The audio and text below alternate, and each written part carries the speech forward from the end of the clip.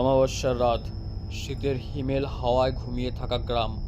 হঠাৎই ভেঙে গেল সেই নীরবতা। এক তরুণের অদ্যম কৌতূহল তাকে টেনে নিল বহুদিন পুরনো পরিত্যক্ত জমিদার বাড়ির ভেতর। বলা হয় সেই বাড়িতে আজও ঘুরে বেড়ায় এক সাদা শাড়ি পরা বৃদ্ধা। তার চোখ লাল আর ঠোঁটে রহস্যময় হাসি। গ্রামের সবাই জানে দত্তবাড়িতে রাত পোহানো মানেই মৃত্যুকে আহ্বান করা। কিন্তু সত্যি কি সেখানে ভূত আছে, নাকি সবই কেবল গুজব? তরুণ অরিন্দম এই প্রশ্নের উত্তর খুঁজতে প্রবেশ করলো সেই নিষিদ্ধ প্রাসাদের অন্ধকারে। ভেতরে ঢুকতেই চারদিক যেন জীবন্ত হয়ে উঠল। কর্কশ দরজার আওয়াজ, ধুলে জমে থাকা ঘরের জ্বলন্ত প্রদীপ, আর সেই অদ্ভুত বৃদ্ধার ফিসফিস ডাকে। সব মিলিয়ে গা ছমছমে ভয়ঙ্কর পরিবেশ।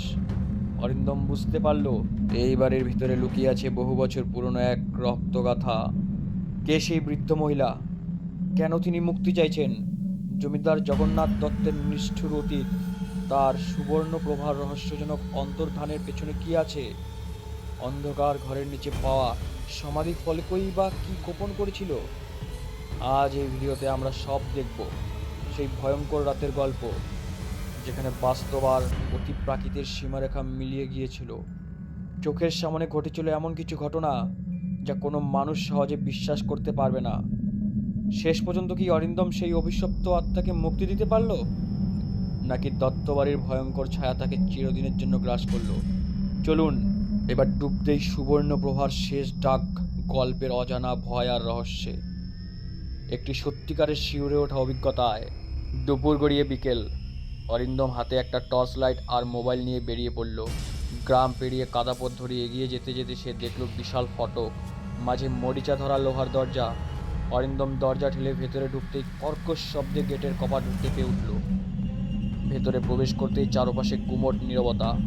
প্রাসাদের ভাঙা দেয়ালে অর্ধেক ঝুলে পড়া জানালা আর শুকনো লতা গুল্মের জটলা, সবই যেন অতীতের ভয়ঙ্কর ইতিহাসের সাক্ষী। সে ভেতরে ঢুকে দেখল এক বিরাট উঠোন, চারদিকে ভাঙা বারান্দা আর মাটিতে ছড়ানো ইটের স্তূপ।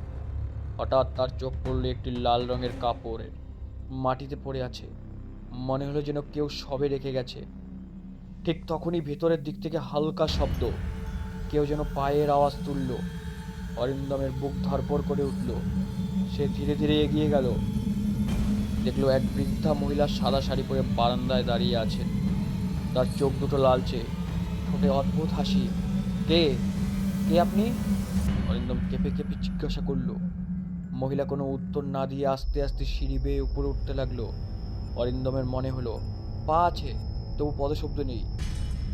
দত্তবাড়ির ইতিহাস গ্রামের লোকের মুখে মুখে প্রচলিত। জমিদার জগন্নাথ দত্ত ছিলেন নিষ্ঠুর স্বভাবের। বলা হয় তিনি জমি দখলের জন্য বহু মানুষকে হত্যা করেছিলেন। তার স্ত্রী সুবর্ণপ্রভা এক রাতে রহস্যজনকভাবে নিখোঁজ হয়। অনেকেই বলে জমিদারই তাকে মেরে প্রাসাদের ভিতরে পুঁতে রাখেন। সেই দিন থেকেই নাকি এই বাড়িতে অদ্ভুত ঘটনা ঘটতে শুরু করে। অনেকে শপথ করে বলেছে রাতের বেলায় সাদা শাড়ি পরা এক মহিলাকে বারান্দায় ঘুরে বেড়াতে দেখা যায়। মাঝে মাঝে কান্নার শব্দ ভেসে আসে। অরিন্দম মোবাইলে ভিডিও রেকর্ড করতে শুরু করলো। ওপরে উঠে দেখতে পেল লম্বা করিডর, দুপাশে বন্ধ দরজা, ঠিক মাঝখানে একটা দরজার ফাঁক দিয়ে আলো বেরোচ্ছে। সে আস্তে আস্তে দরজাটা ঠেলে খুলল। ভেতরের ঘরটা ধুলোয় ভর্তি, কিন্তু টেবিলের ওপর রাখা প্রদীপ জ্বলছে। চারপাশে কেউ নেই, অথচ প্রদীপটা একাই জ্বলছে। হঠাৎ পেছন থেকে ফিসফিস আওয়াজ, তুই কেন এখানে?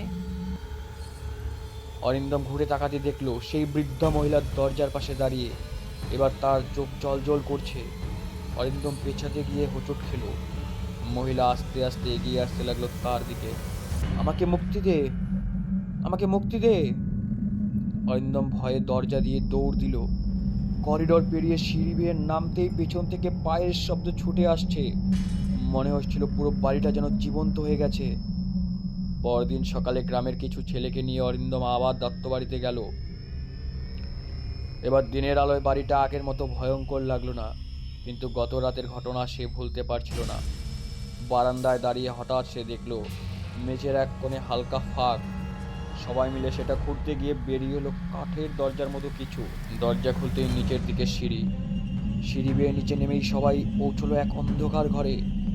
টর্চের আলোয় দেখা গেল ঘরের মাঝখানে একটা পাথরের ফলক, তাতে লেখা সুবর্ণপ্রভার সমাধি। অরিন্দমের শরীর ঠান্ডা হয়ে গেল। সে বুঝলো বৃদ্ধ মহিলা হয়তো সুবর্ণপ্রভার আত্মা, যে মুক্তি চাইছে। অরিন্দম গ্রামের পুরোহিতকে ডেকে আনার সিদ্ধান্ত নিল। পুরোহিত বললেন, ওই আত্মাকে মুক্তি দিতে হবে, তার অসমাপ্ত ক্রোধ শান্ত করতে হবে পুজোর মাধ্যমে। সন্ধ্যাবেলায় মন্ত্রোচ্চারণ শুরু হলো। ধূপের গন্ধে চারপাশ ভরে উঠল। হঠাৎ ঘরে ঝড়ো হাওয়া বয়ে গেল। প্রদীপ নিভে গেল। অন্ধকারে অরিন্দম স্পষ্ট শুনতে পেল, ধন্যবাদ। পরক্ষণেই ঘরটা নিস্তব্ধ হয়ে গেল। টর্চ জ্বালিয়ে সবাই দেখল পাথরের ফলকটা ফেটে গেছে, আর অদ্ভুত উজ্জ্বল আলো বেরোচ্ছে, যেন আত্মাটা মুক্তি পেয়েছে। সেই রাতের পর থেকে দত্তবাড়িতে আর কোনো অদ্ভুত ঘটনা ঘটেনি। অরিন্দমের রেকর্ড করা ভিডিওয়ে অবশ্য বৃদ্ধ মহিলার ছায়া ধরা পড়েছে, যা দেখে গ্রামের সবাই হতবাক। অরিন্দম শহরে ফিরে গেল, কিন্তু সেই অভিজ্ঞতা তাকে বদলে দিল। সে শিখল কৌতূহল বিপজ্জনক, আর মৃতদের আত্মার প্রতি সম্মান দেখানোই শ্রেয়।